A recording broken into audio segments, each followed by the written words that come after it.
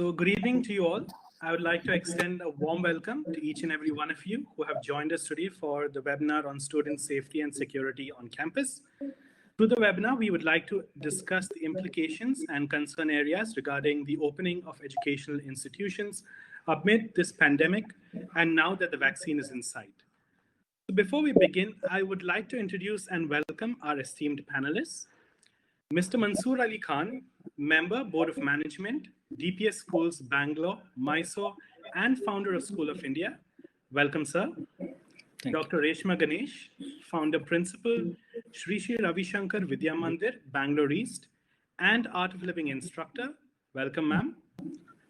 Dr. Lakshmi Menon, Consultant Pediatrician, Cloud9 Group of Hospitals. Welcome, ma'am.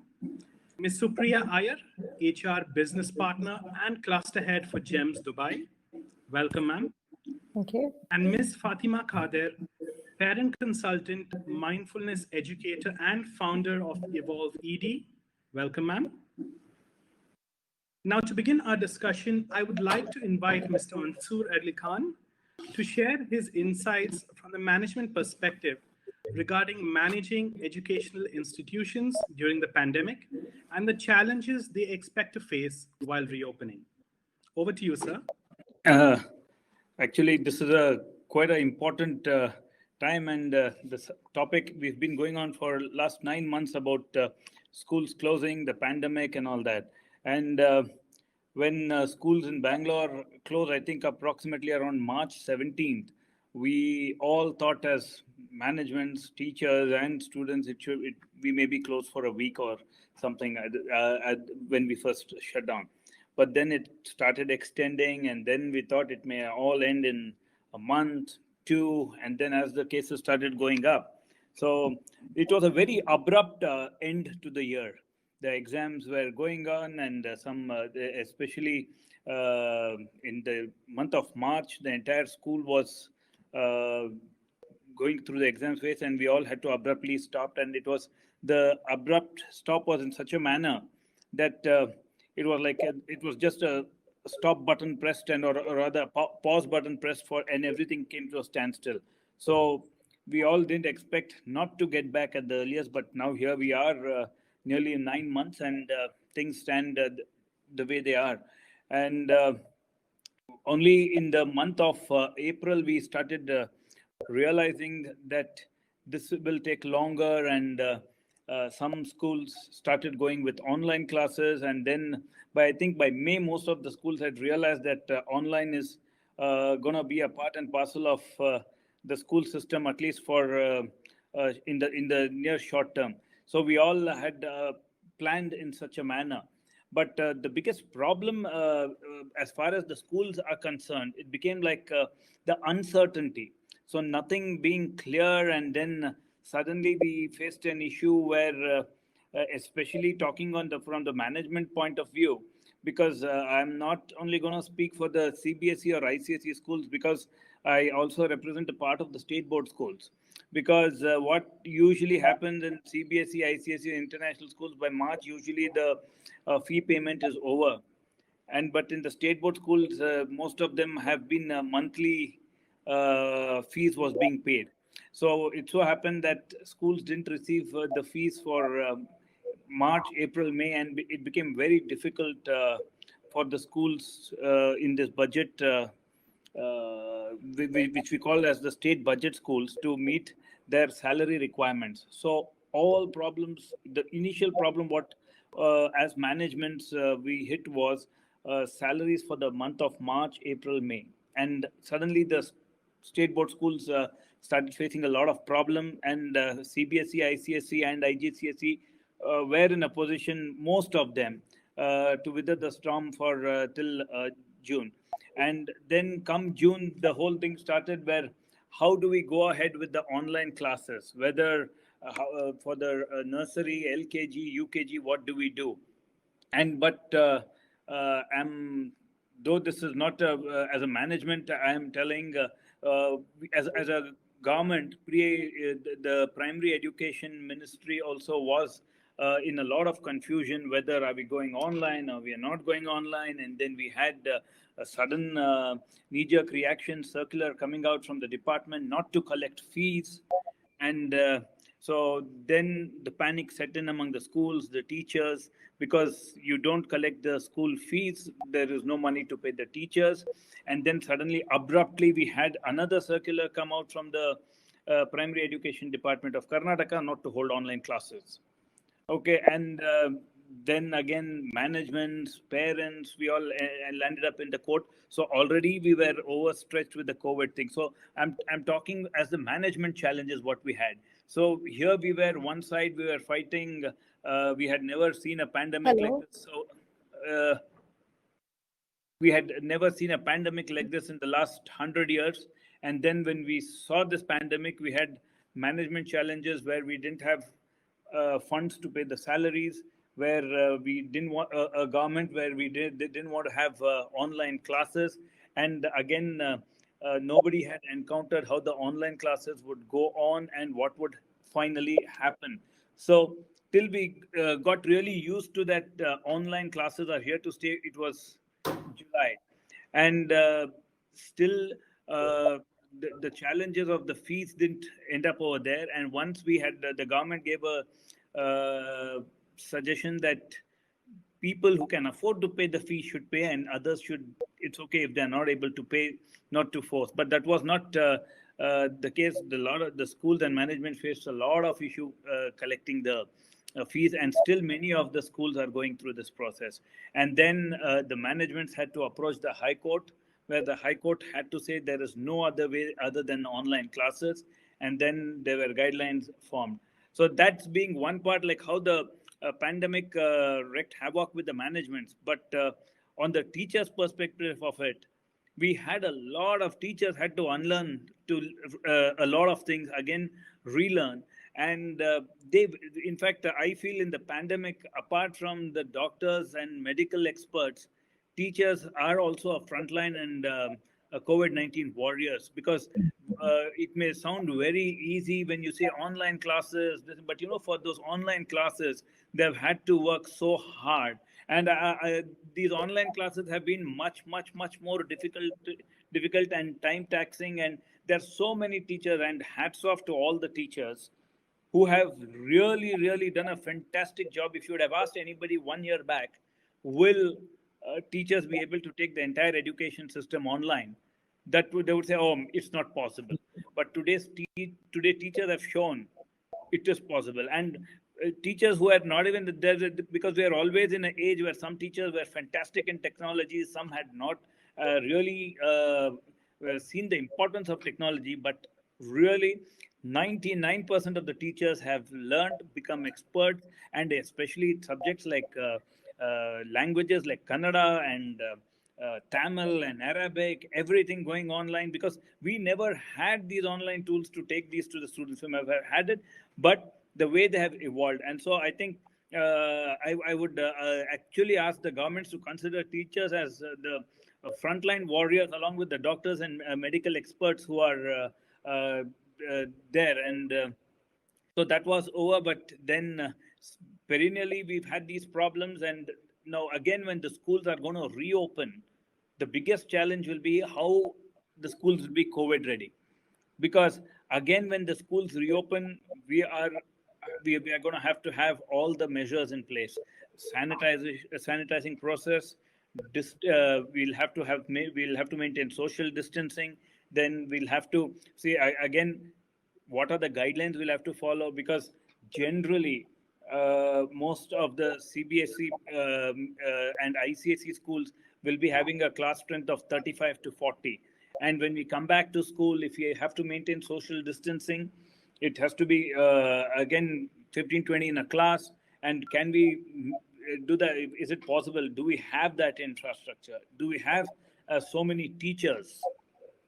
So that will be another big challenges. And what do we do about the water facilities in the schools? Again, the bathroom facilities, how do we manage? And then children being children, we need again the cafeterias. How will we handle? So we will again, additional schools will have to invest in the safety and hygiene of the children in the school. So again, those costs will be involved.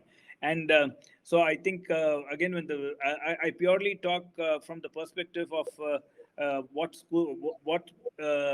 challenges the schools will be going on, and especially now when the government has come up with like a differing views, and the government has reacted in a knee-jerk reaction, which has meant that most of the managements don't have the required funds to reboot the school system and be COVID ready. So it will be a challenge, and I think at this point of time, even the governments, the onus is on them, where they extend facility to the private schools. Not saying so that they have done a wonderful job with the government schools. The government has been found wanting and in the area where how they've managed the government schools and the children in the government schools, because they form a real large part of our society. And I think as far as I know, that most of the governments in India have not been able to manage the government schools in this pandemic situation the way they were supposed to manage. So these are the perspectives, and I hope that at this point of time, approximately 1.6 billion children are out of school. And as Neil said, the vaccine is in the near future. The vaccine may be there, but still it is a long drawn process. Even if the vaccine is available, I personally feel that it will take a year and a half for things to totally settle down. Thank you so much, sir, for your valuable insights. Now, before we move on, I'd like to formally welcome Dr. Lakshmi Menon, consultant pediatrician, Cloud9 Group of Hospitals. Welcome, ma'am. Hi, I'm sorry about there was a glitch in my system with the camera and the audio. I'm very sorry for joining in late. No problem, ma'am. We're glad you could join us. Yeah. So I would like to invite Dr. Lakshmi Menon to share her perspective on whether or not to reopen schools now, given that the vaccine is in sight, and what, according to her, would be the most important things that schools need to bear in mind while reopening. Over to you, ma'am. Yeah, I think a lot of valid points Mr. Mansoor Ali Khan has already raised regarding the school preparedness for COVID-19. But let me talk about it from the other perspective, that is the children's perspective. I'm a pediatrician. I see day-to-day cases of COVID, non-COVID, kids with other problems. So I'm going to touch briefly on that as well. So as of today, we stand at less than 50,000 cases per day. We are in a good position as far as the COVID goes. Less than 8% of this are children in the 0 to 18 years age bracket. Now, there have been various states which have been, like Mr. Mansoor said, that the center has purely deferred it to the states to decide when they want to open the schools. And there have been states which have decided to open it in non-containment zones, have decided to go ahead with a younger lot, decided to go ahead in a staggered manner, all of that. So we are yet to see. There have been some outbreaks and then they had to close down again. But states like Assam and all have been running it now for the last 1.5 to 2 months. Now the schools have been running.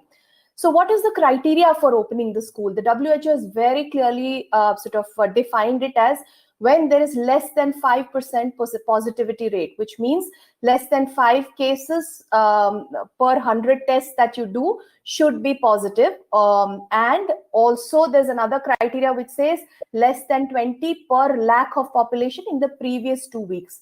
So if we meet these criteria, we are really in a safe position to open the schools. But the question is, will we ever reach there? Should we be waiting for that long? The state government's approval and the district BBMP's approval comes in here, which is very, very important here. So let's talk about why do we need to open the schools? Now, I've been seeing children from the age of 1 year to 18 years, and I've seen throughout the last 6-9 months, kids with various stages. Initially there was a lot of euphoria when they thought it's an extended school break. Then came the anxious lot, then came the stressful children. There is even elements of post-traumatic disorder, although the trauma is not past, but they've been having headaches, they've been having fearful situations. There has been literally a skyrocketing BMI that we have been seeing. All children have been putting on weight like crazy. All the BMIs are off the charts. There's barely any physical activity. And worse come to worse, there's a very lack of productivity among the parents because they just can't work with the kids always underfoot. And they have to be supervised learning, even though there is online learning, at least up to the age of 10. So this has been like a huge issue among the parents. There's depression, there is fear of the disease in itself in the kids.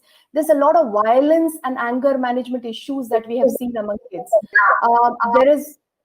So there is a lot of increased screen time. There have been lack of social skills that we have seen among the kids.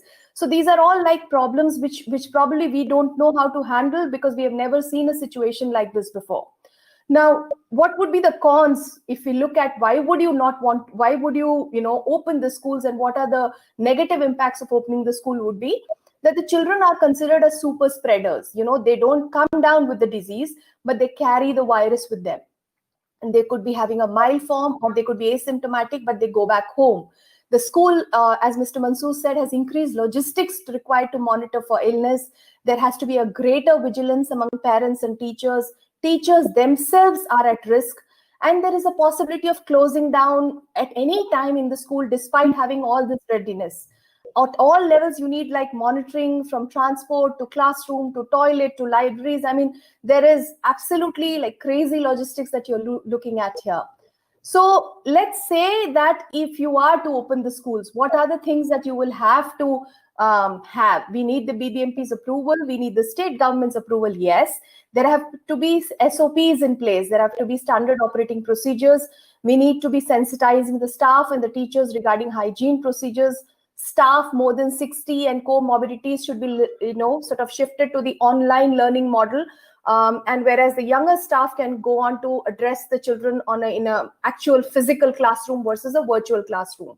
The sick room needs to be identified. You need to have a medical nurse with basic amenities and PPE ready. I've always advocated the influenza vaccine under these circumstances for all the staff. We as doctors, even our admin staff have been given the influenza vaccine. Similarly, all the staff, teachers, the staff, everybody in the school should be taking that. And we probably have to offer them the option if they have not been vaccinated for influenza itself. So, I mean, these are all the opening school criteria that we are looking at. And further on, if you were to implement this, you would need, staggered attendance of the class, maybe even different timings for the class. You need the distance of 1 meter. Even, in fact, this is probably the right time to explore open air classrooms, because this might be a better idea than having them all cooped up in a room. There could be, children should be coming with minimal stationery, no wristwatches, no mobiles with them. Visitors have to be restricted. Co-curricular activities which are non-contact sports could be encouraged, like athletics, like badminton, like tennis. These could be encouraged, but you could probably not have team sports. That is possibly going to be a challenge here. No swimming pools, obviously. During commute, the bus conductors and the staff in the bus have to be wearing the face shield at all times and having a checklist of symptoms. Whichever child gets into it has to be checked for temperature and asked for symptoms of any cough and cold. Children less than 5 years is your challenge, because that's when they don't know how to breathe through a mask. So if they are crying, they are eating, all of that, every time they need to be closely monitored to see if they have any breathing difficulties. So this would all fall in your implementing phase. And what do you do if you have a sick child at home? So everybody who is feverish or actually having a temperature, not feeling good, allow them to be at home. There is absolutely no need for everybody to come to class if they don't feel like it. There has to be a hybrid model of schooling, which would probably mean an online and an offline mode. So if they are not feeling good, let them not come. That should be allowed even for teachers, even for the students. Anybody's positive for COVID, then a minimum period of 14 days, they have to stay away from school, get a fitness certificate from a registered medical practitioner to say they are ready to attend schooling. And obviously empathy for these positive students or staff, no discrimination against them because they have had COVID or COVID-like symptoms for this. So these would be the screening and management of the sick that would be saying. And about the remote learning guidelines, I think we all probably need to redress the curriculum, decide on, topics could be divided into what is to must know, need to know, and nice to know kind of topics. that would help the children to understand when do they have to go to the classroom to understand the concept, and thereafter the practice part can still be done at home. So these are all the things that could help to have the school, starting of the school, a more smoother process is what I feel. Having these contactable teachers who are, I mean, they've been always there, but probably about doubt clarification, homeworks, all of these can be done online. The reason why I'm emphasizing on this is the clarity in the parents' mind as to, is it important for me to send the child to school? Is it a day where something substantial has to be addressed in the curriculum? Has to be clear in the parents' mind. If they think that my child is going to lose out on the days and the absenteeism and all that is going to be a bother, they will insist on sending even with a paracetamol in the baby's mouth. So that's where we need to be very clear of what is the advantage versus what is there is no disadvantage of not coming right now. So that needs to be emphasized. So those are all my guidelines, or those are all my advice or suggestions. I will be happy to elaborate if more clarity is required. But yeah, over to you, Neil, for further talks about this. Yeah. Thank you so much, Dr. Lakshmi Menon. Now, since the closure of schools, virtual classrooms have grown in popularity as more users have begun to use them every day, not only for teaching or academics, but for various other activities.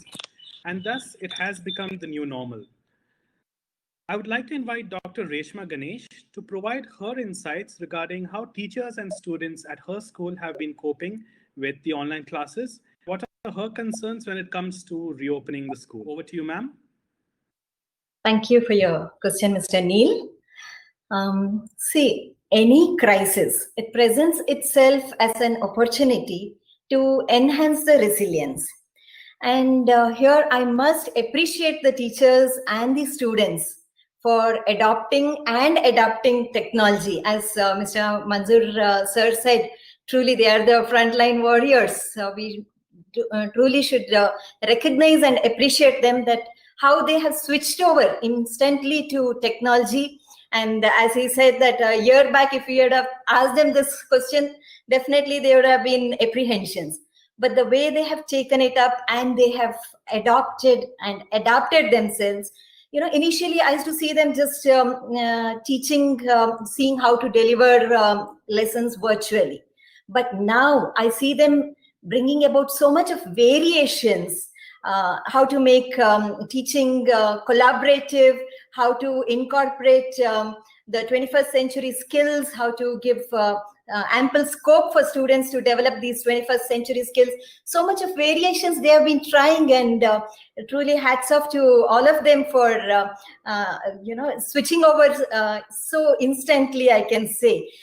That is where I truly appreciate them. And here I also would like to thank Entrar, because they have really given us that kind of support when we needed. When the switchover happened in March, when we had to move on to the online, it was Entrar who really gave us the guidelines or the support required for teachers, the kind of training, and this transition was smooth. So I really thank Entrar there. And as Dr. Lakshmi also said, there's so many aspects that we need to look into, especially reopening a school after such a closure and in such circumstances. A lot of considerations, a lot of thought process has to go into it. Here, I would like to narrate a little incident. There was a man who was asked to balance on a rope and walk which was tied from pole A to pole B. A rope was tied, and he was asked to balance on this rope and reach pole B. And he had a long stick in his hand, and he had his son on his shoulder balancing. So with all this, he was balancing on the rope, and the audience watched with the bated breath. Will he be able to balance? But he successfully reaches pole B. And the audience start clapping, applauding, appreciating. They truly congratulate him. So then the organizer asks, now, do you think that he will be able to go back to pole A, balancing on the same rope? So the audience immediately said, yes, of course he will be able to do it. Are you sure? Are you confident? Yes, definitely he'll be able to do it, was the reaction from the audience. Then he asked them, who is willing to give your son for him to carry on his shoulder as he walks across the road?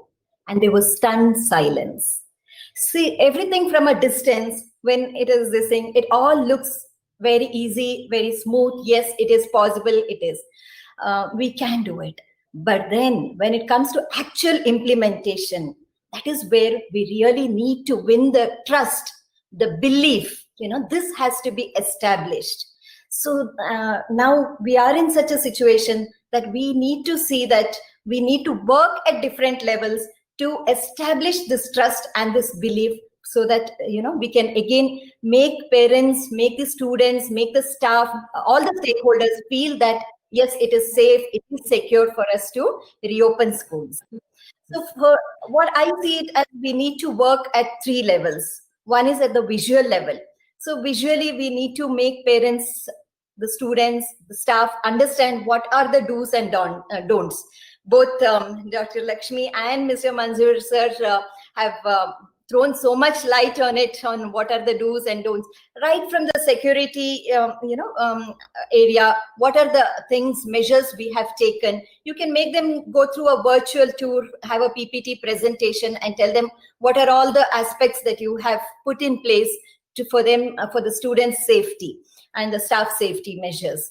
You can also share the contingency plan, the health manual. You can discuss with them the hygiene manual that you have come out with. So these are some measures that virtually on a visual you can show them through a PPT presentation. And as Mr. Manzoor sir said, that based on the financial aspects, you can see what are all the measures you can do, whether you can have offline and online combinations, whether you can have wide angle cameras. Financial implications is a big thing that we need to consider there. So it varies from school to school there. And these are all the visual aspects that we need to consider. Moving on, the second level is at the physical level. So in physical level, there are again 2 aspects. One is as a parent, as a child, as a teacher steps in, they should feel safe, they should feel secure as they step into the premise. Right from the security, the way the temperature is being checked there, the social distancing signages everywhere, wearing masks, the way the staff is dealing, the hand sanitization stations or the infirmary stations there, having a nurse, a doctor in the premise. So these will all make them feel very secure. So when they see the premise. Again, in the physical level, there is also the physical fitness that we need to look into. So they're having a health club, the nutrition club. So what are the measures that we have taken for these? Having yoga classes. So this is all useful to build the immunity level, the resistance level, so that, they can even, because they are somewhere going to, though you keep sanitizing, though you keep doing so many things, it's ultimately you need to develop your resistance, you need to develop your immunity level also, because you do not know where, these exposures come from. So that is why it's always good, and making parents, making all the stakeholders aware that why this fitness clubs are essential, and getting them to participate in these clubs is the second level. And the third level, which I consider is very, very essential, is at the psychological level. So we need to work even at the psychological level, importance of mental health. So emotional resistance, how to make them feel secure. And in case they are going through any kind of concerns, panic or anxieties, they should feel that comfort to come and speak to the teachers or to elders. So making them aware of these. This is also very, very important, building their self-esteem, the importance of sleep, relaxations, which will help them increase their awareness. So when there is good awareness, they know how to respond, how to take precautionary measures, how to maintain this distance, how to keep sanitizing, the awareness level at every aspect. If they've touched something, they know that yes, or not to share any equipment, to carry their own belongings. So all these things, we need to see that we work at their psychological level. So for this, I would again say that having meditations or pranayams, alternative nostril breathing, these will help them increase their awareness level as well as be at a relaxed atmosphere. So these are some things that I would say that we need to consider for safe and secure feeling of reopening schools. Thank you. Thank you, Dr. Reshma Ganesh. Now I would like to invite Ms. Supriya Iyer to share her insights from the HR perspective regarding the new skill sets teachers would need to develop and equip themselves with for the future. Over to you, ma'am. Thank you. Well, I feel all my sandwiches are stolen in the order of Mr. Mansoor to Dr. Lakshmi and Dr. Reshma. Sorry, Fatma, I'm probably going to say a few things that you reserve for yourself. So, but absolutely all valid points. And I'm speaking from a perspective where we have gone back to school. We have adopted blended learning. We have relooked at the curriculum and the delivery and the pastoral issues and the well-being of the students and staff. And we've taken huge hit on our EBITDA, on our bottom line as well. And we've shrunk our top line. So we've been through the whole cycle here and gone back because primarily our regulatory bodies are solid in governance. And I think, Dr. Mansoor hit the nail right at the beginning of this conversation is actually having the regulatory. So there are two aspects. There's a macroeconomic effect, and there is a micro at your own level within your own context kind of effect. And before we even talk about the teachers and teacher intervention, I think having that regulatory framework, which is in support of advancement and not in support of, and not actually promoting undue independence, because I think that's one of the primary struggles that's going on in India at the moment between governments, different governments and regulatory bodies and the school operators, where school operators are now left to make their own decisions. However, the actual empowerment given is very limited.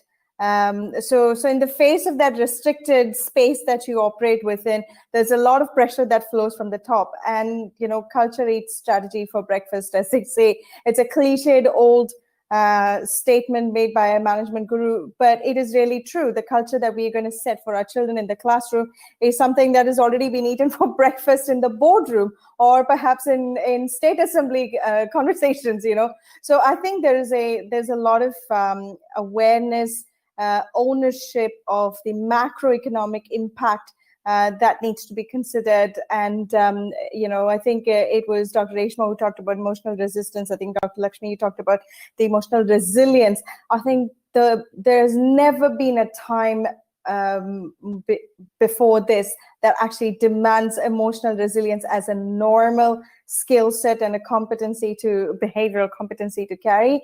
I do not believe we are ever going back to what was pre-COVID. We are in a new revolution phase. This is, what happened in the previous industrial revolution. History is repeating itself, just that we are in a digital spin at the moment. I think, Dr. Lakshmi, it was you who mentioned how overnight teachers went from, being on class, on site, and Mr. Mansoor, you talked about this as well, where you're delivering on site. And if you would have asked teachers, can we switch to, blended learning or remote learning, or how much digitalization can we bring in terms of education? A day before the lockdown took effect, the resistance would have been at a completely different level. Do you guys know this, that psychologically humans don't have, the majority of us, we are not wired from a neuroscientific perspective. We are not wired to think differently. We're not. Hence the clear differentiation between the 5% successful and the 95% who are, run-of-the-mill type of mindset. I think a lot of the work happens here at the mindset, and teachers in the current scenario, not only have they adapted and adopted, like Dr. Reshma said, the new way of doing things, which is the way we call it new normal is no longer going to be part of our vocabulary, because it is the normal. This is how things are going to be. We have gone back to schools, and like Dr. Reshma said, from the drop-off point till the time children are actually dropped back home. Dr. Lakshmi talked about all the health and measures, the check measures to take place, to put in place rather, the standard operating procedures that you were referring to. Having all of that is brilliant. In the face of crisis, 3 things that I strongly I have personally experienced, having been through personal crisis and professional crisis and the macro global crisis that we are in at the moment. I think the only thing in the face of crisis that builds credibility is consistency and communication. You communicate, you be consistent with it. You communicate, you demonstrate it, you be consistent. And actually repeating that, it's like actually taking a child through a whole curriculum program. Like you teach, you go for it, reinstate it, reinforce it, you keep going. It's a cyclical process. It's going to take at least another 18 months. And Neil, I like your hope that, vaccine is in sight. From where I see, I don't see it yet. I hear a lot about it. I read a lot of news about it. And being a mother of a 3.5-year-old, I am part of an eager population in the world that is waiting for it. And I have been through COVID scare personally, and it wasn't pleasant, to say the least. We're having a 3-year-old at home. So back to the frontliners that we're talking about, and 100%, I think, I think Ms. Mansur, it was you who mentioned that teachers, just as healthcare workers, are frontliners. And I've said this in at least 6 different webinars before this conversation, 100%. Teachers, the education community is in the front line. I don't believe it's just the teachers, because teachers, teacher leaders, the board, the management, the admin team, the support team, the workers team who even clean our toilets. I mean, we have all, the bar is lifted. The bar is set on a completely different level today. We are nowhere near where we were the day before the lockdown, from a hygiene perspective, mindset perspective, agility perspective, conscientious perspective. All of us have come to a point where we are all self-governed. I have had to deliver a talent presentation to my talent board with my 3.5-year-old howling at my feet. Like, I've been through this myself, and it wasn't pleasant. So mental well-being is it's pivotal in the current times. Let's talk a little bit about the frontliners who are in the classroom, who are actually delivering, not just virtually and on-site classrooms. Now, apart from having to go through a huge learning curve from a digital readiness perspective, they've had to alter their lesson plans and how they deliver. Their pastoral challenges are completely different today from what it used to be before. Today, safeguarding is a much bigger, child safeguarding is a much bigger problem in the world than it was with on-site education, where, at least the child is in front of you, is always in front of the adults. But now with children being online, and a lot of parents, 10 plus years old, who, especially in a labor-driven country that I come from, where people have to go to work, we have to pay our rents, we have to pay our bills here. Otherwise, there is no residency. So, we got to come back home. It's very different being in an environment like this. So children who are not being supervised, and them becoming vulnerable targets for cyberbullying. And that's one of the worst things that's happening to children at the moment. Teachers of, let's say, and I'm not generalizing here, because I've had the other way scenarios as well that I've dealt with, where male teachers, sort of allegedly grooming, teenage girls and boys. And actually, I've dealt with, I've read and have experienced where female teachers are also in the grooming, business of having to. There's a lot that goes on in the dark web world. We know that the incognito mode that we do not recommend our children to go on, there's a reason why we do that. And that is at its prime operation at the moment. So all of this, like I said, pedagogy, our teachers delivering to the expectations of the parents. Today, now parent is observing and actually judging a teacher's skills and abilities sitting at home.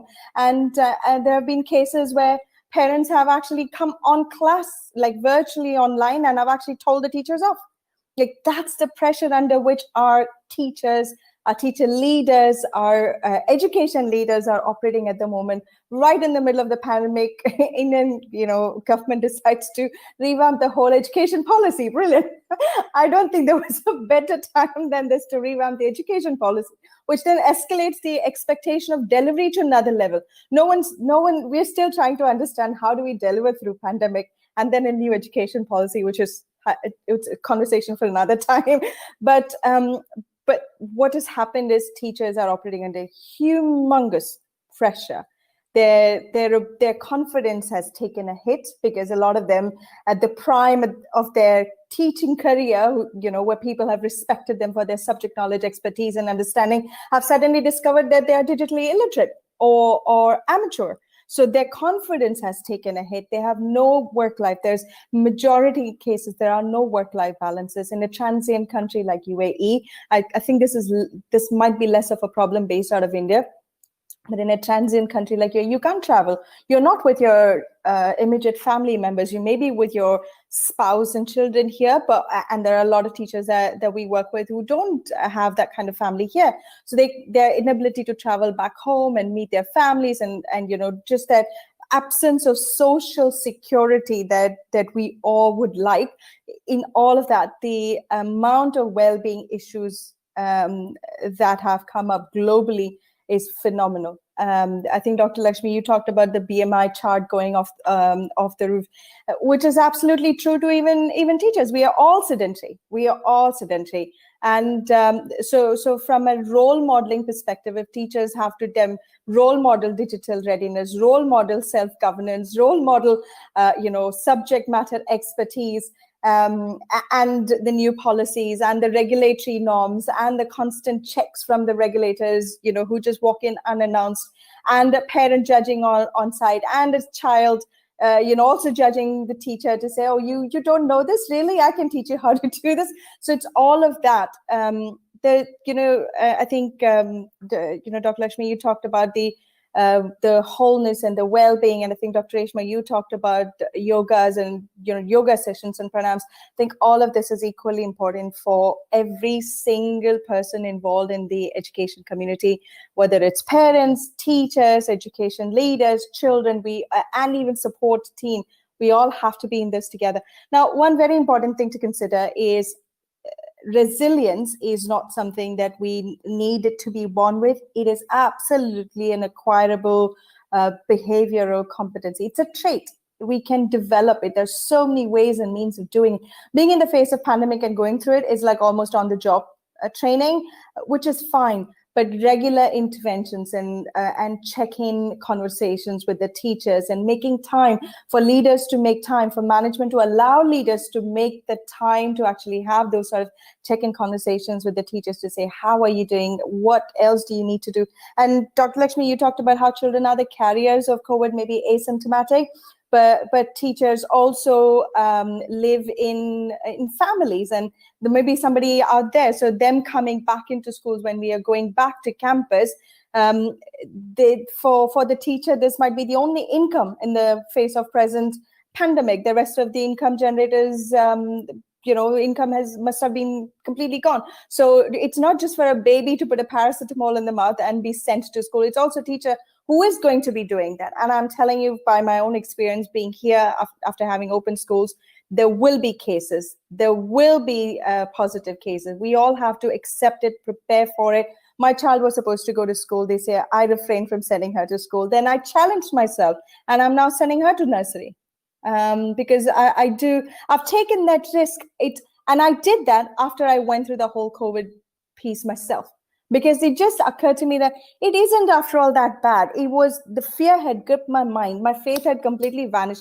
Faith in the system, faith in WHO, faith in any potential vaccine that is in sight, maybe. My faith had vanished. My fear just gripped me and sucked the faith out of me. So I had to do some things to instill that back in. And I want to put back faith in the education system that I'm serving. I'm serving a community. I'm in the community. So if I don't role model it myself, I can't expect others to do that. So there's a lot of these things to bear in mind when we go back to schools. Teachers will there may be some teachers, and I'm not suggesting everybody, there may be teachers who may just emotionally feel vulnerable, may not be physically ill, but emotionally feel like, I'm not sure I'm prepared for this, I don't want to go out there, I have a child at home, I don't want to go out and be at risk of receiving it. We are going to go through all of that. So in the face of crisis, credibility will only be built through consistent communication. Check in, intervene, check in, intervene, check in, intervene. It's the cycle. Over to you, Neil. Thank you, Ms. Supriya Iyer. Now, with online classes have left many parents concerned regarding the increase in screen time for their children, as well as with the closure of schools, there has also been a lack in social interaction between students and their peers. Now, I would like to invite Ms. Fatima to share some of the common concerns that she has heard from parents regarding the reopening of schools and whether parent confidence to send their wards back to school would see an increase now given that the vaccine is in sight. Over to you. Thank you so much, Neil, for that question. And Supriya, you are right.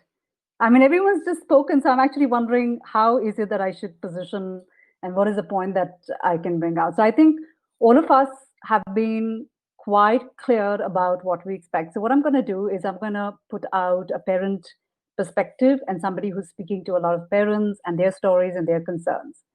So one of the questions very often is brought to me when I meet with parents is it safe for my children to go to school? I have a 4-year-old, I have a 6-year-old. Is it safe? So the answer, which I give very honestly with my heart, is I don't know. The only thing I know is that what I will do as a parent. Because at the end of the day, no matter how much you talk about safety and security, they're two different things. Security has a lot of protocols that you can place with, hand washing, with do's and don'ts and trainings. But safety is an attitude. You know what I'm saying? It's more of what you think and what you believe. And whether we like it or not, unfortunately or fortunately, God knows better. But, the news and media has actually created such a big ruckus, and given us such a wrong idea of the virus. We still, at the end, on a ground level, till we actually encounter it, we really don't know how it's going to impact. Yeah. So this is a very funny story. So when this COVID situation happened in March, I was in fact flying out from India. I was in Melbourne. I got stuck over there because of the whole lockdown. And everyone's talking about COVID and schools. And in fact, the place where I stayed, it was very close to a school. And there was this on the news, it was all over the news about how this school had taken all the precautions that they could to avoid any kind of infections. But you know what? They got it. They still had it, no matter how much they did.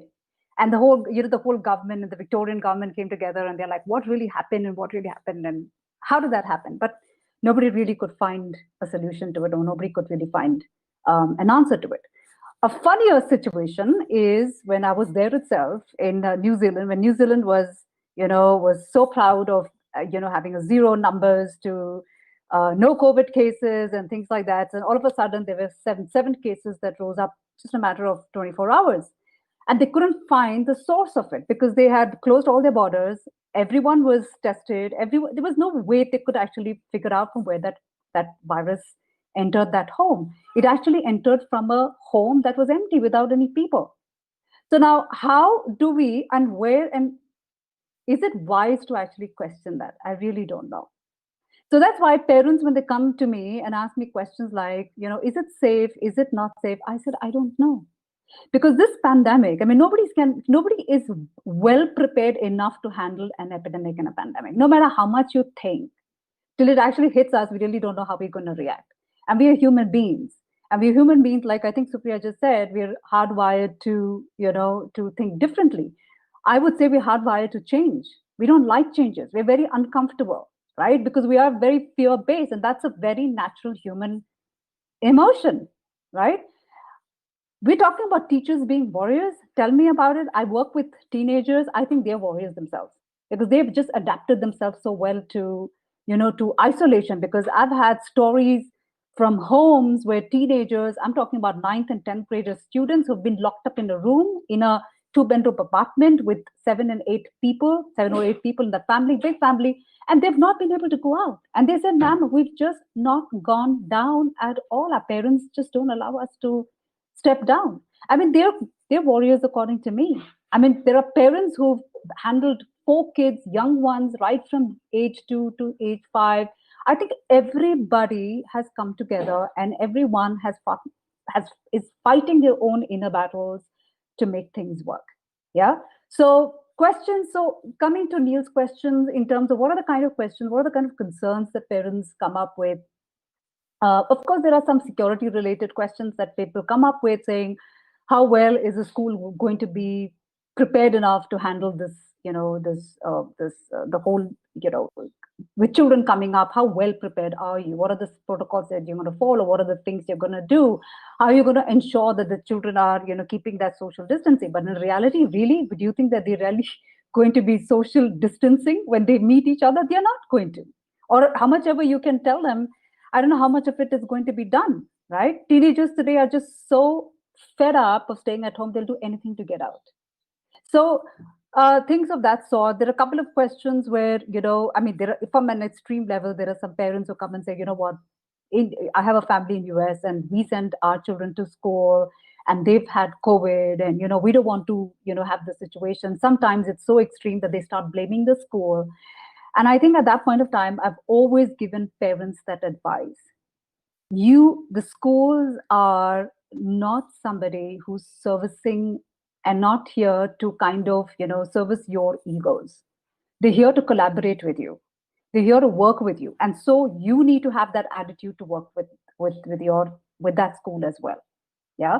So a lot of fear-based questions. How will you handle situations when supposing somebody's reported positive cases? But you know what?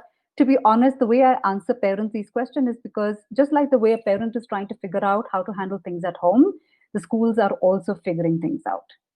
And it's going to take time till they actually set things in place. But one thing is for sure, because if we believe that vaccine is very, very close and things are going to be better after that, like Mansoor just said, it's going to take a long time for vaccines to come in. And you know what? Who knows? Every vaccine, I'm sure Dr. Lakshmi is going to agree with me, has certain percentage which you can't guarantee the amount of it, right?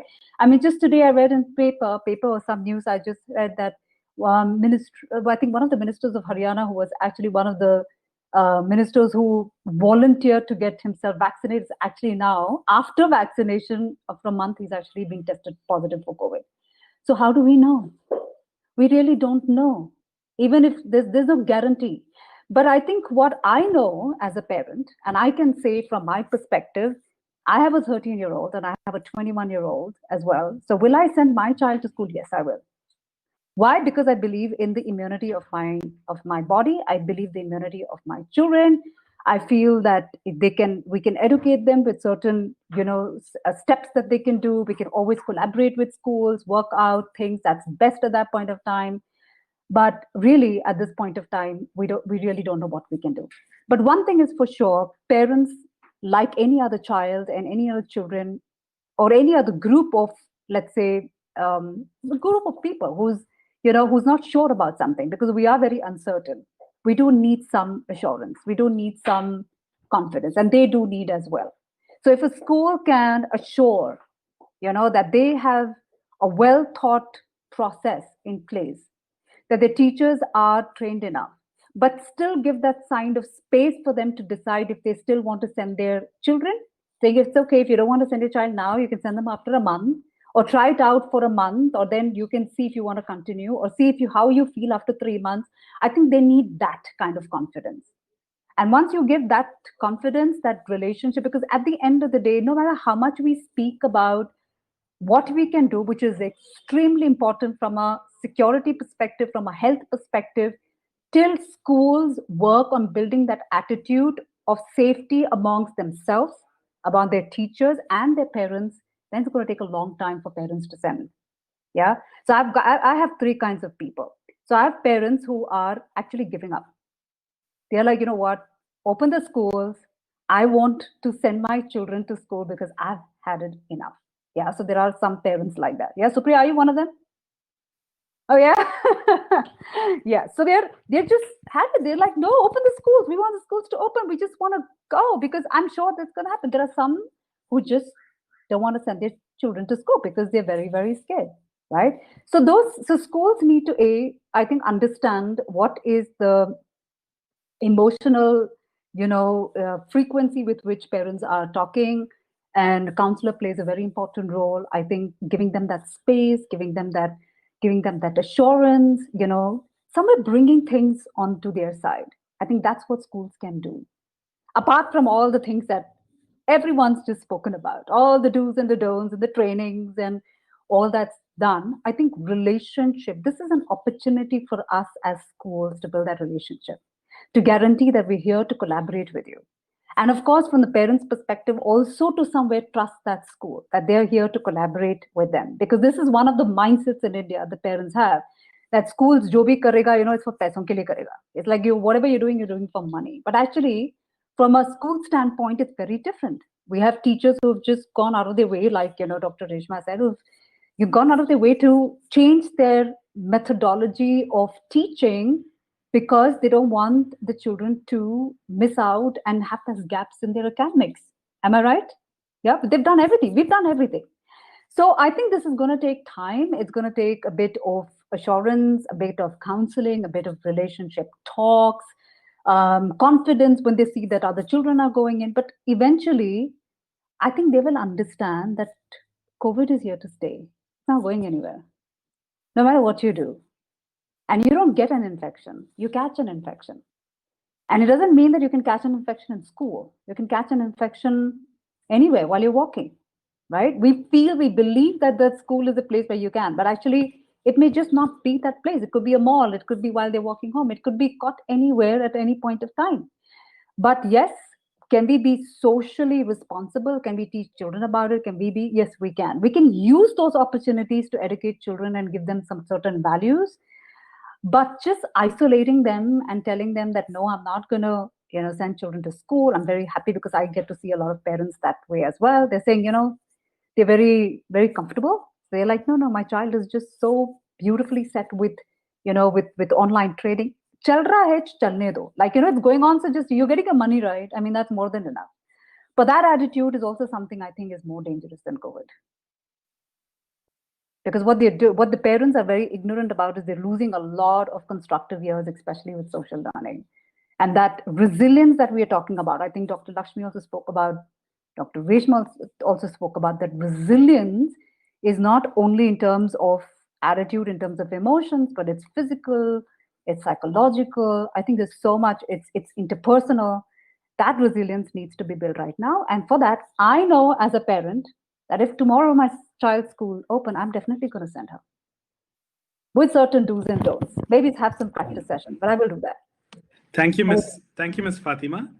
Now I would like to open the floor for questions from the audience.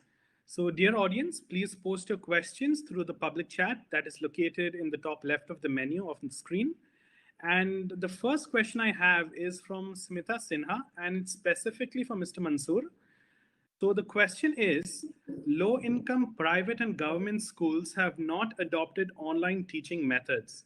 If the pandemic continues, what is the solution for their education? Can you repeat the question, Neil? Sure, sir. The question is, low-income private and government schools have not adopted online teaching methods. If the pandemic continues, what is the solution for their education? See, first of all, if the pandemic continues, it becomes a very, very challenging situation for, by now, actually the government, at least for Karnataka, I can speak, the government of Karnataka has started classes on DD and other TV platforms. And so in the interest of the children, it is not, it is a Herculean task for all the children to have online classes, and especially the budget schools and the government schools are having a great difficulty. So as far as the obvious onus will come onto the government, and I hope solutions found to this, but I personally feel that it's virtually impossible for the government to also reach out the nook and corner of the state, and because we don't have the resources nor the technical reach. So we just need to make sure that, as the panelists have rightly pointed out, that at some point of time we take a call and schools start with all the safety guidelines at what's possible, including the government schools.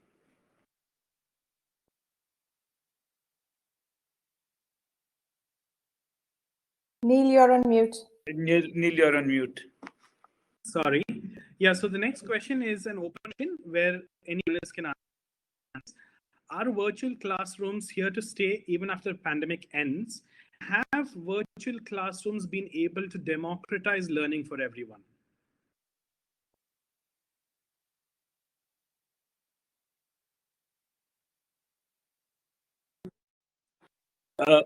Who wants to take that question? It's an open question. Okay. Take. I'll let the others answer that. Well, I'm happy to take that question. And like I said, we are in the new age of revolution, digital being the forefront of this revolution, like industrialization was in the forefront of the previous revolution. So is it here to stay? Absolutely. I don't think there is any other way of delivery, or the world has changed. The world has almost sort of reset the clock, and we have pushed the Control-Alt-Delete button on our life systems, and we are restarting. I absolutely believe it is here to stay. But children are going to have, more and more children are going to have eyesight issues. More and more parents are going to have emotional issues. It is here to stay. It's how we respond to these and how we prepare ourselves to to handle these problems. Okay, I'll just play the final question since we are past actually 1 hour. So I guess the question can be answered by Ms. Fatima. The question is, how do parents ensure the emotional stability of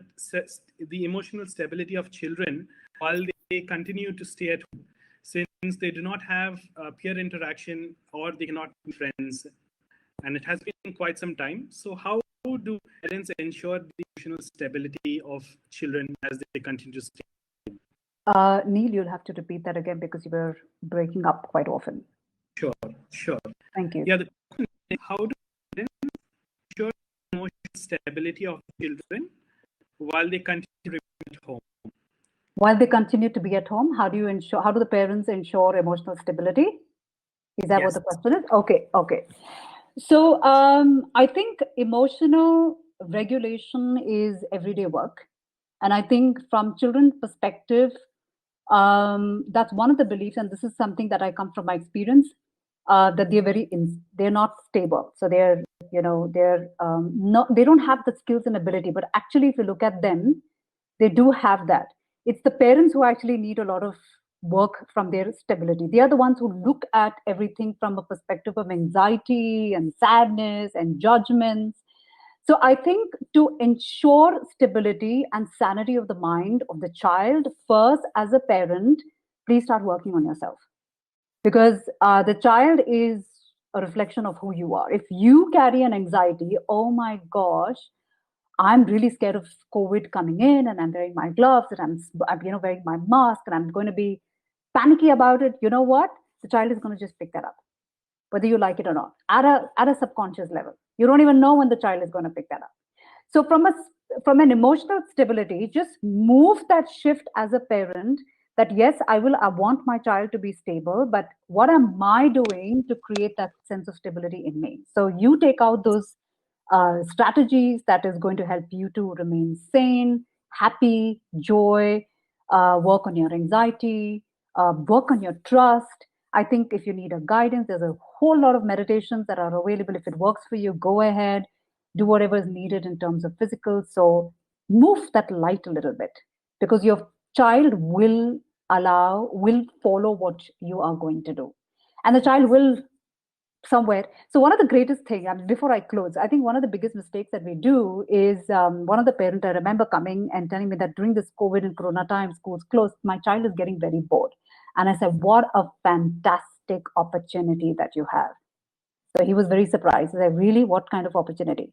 I said, well, to teach your child how to walk through boredom, want the child not to feel, because feeling and regulating boredom is a very important life skill, right?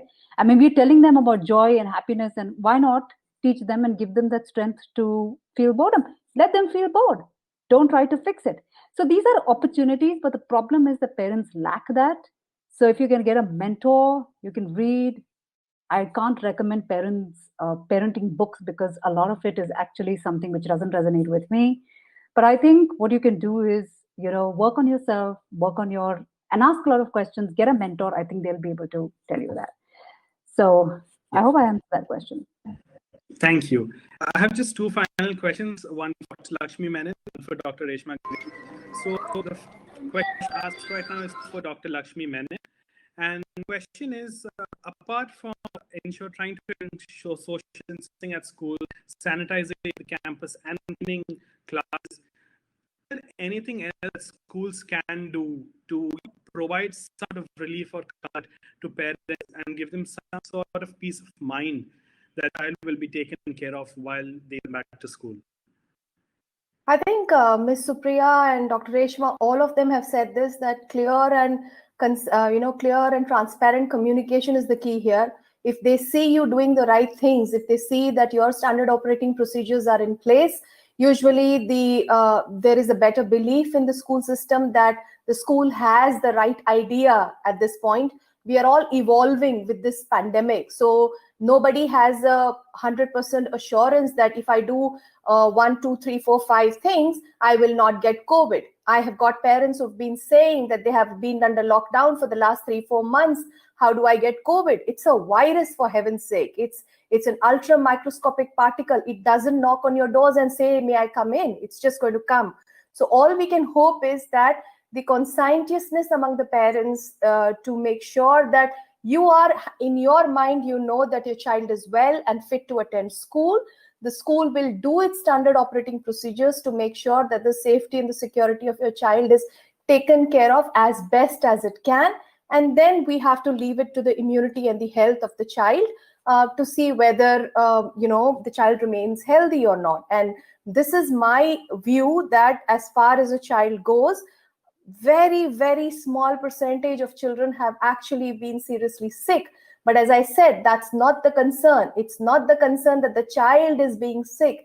It's the fact that the child brings home that sickness. That's where the concern is.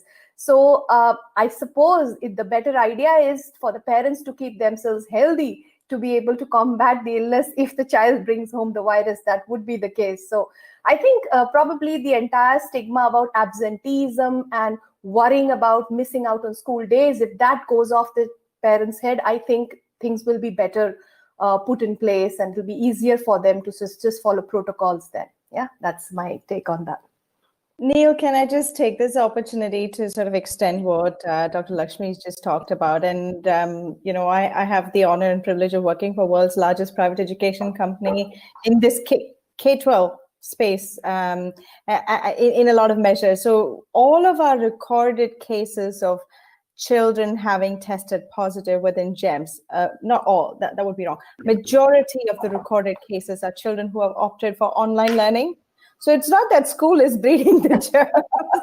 It's what we do as parents and as community outside of our home. And for heaven's sake, Diwali Day, did anybody take a trip to the local market, to the flower market? Where were the masks? Where were the gloves?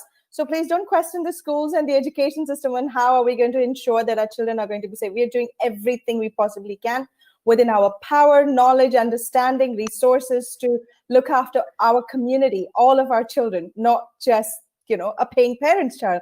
So I think, like I said, the journey that I personally walked was having to, instill that faith back in the system. And if you don't have that, work on that. Like Fatima said, parents, you work on yourself first, and then we'll think about, what to do with the children. Neil, just one point, if you could allow me. Yeah, just a quick one. It's very, very funny that parents will always find something to blame on and someone to blame on. So schools are the ones that they're the easiest targets to blame on. So either it's the neighbor or the school. So you know what I'm talking about, right? Everything is like school. Everything is, you just need someone to blame. And that's the easiest way not to take responsibility. It actually shows that I'm not responsible. You guys are responsible. So it's basically that. So schools also need to be ready on how to handle these kind of parents. Yeah, but in a very dignified, compassionate sort of a way, because you don't even understand that's happening. So in short, just do what you want to do. Thank you. Okay, thank you, Dr. Thank you, Ms. Fatima. So we have finally concluded the webinar, and I would like to thank the audience for their questions. And now, on behalf of Team Entrar, I'd like to thank all of our esteemed panelists for accepting our invitation and for taking time out of their busy schedules to join us for the webinar. We would also like to thank all the audience for being with us this evening, and we hope that this session was informative. We will now be ending the meeting, and we once again thank all our panelists and our audience for your time and presence. Thank you so much, and we hope that you have a great weekend ahead. Thank you, and lovely to meet you all. Thank you, Thank Neil. you, Neil, and thank you all the panelists also. Thank you. It Thank you, was everyone. lovely interacting. Yeah. Take Thank care. you, Thank everybody. you. Bye-bye. Thank you. Bye-bye. Bye-bye.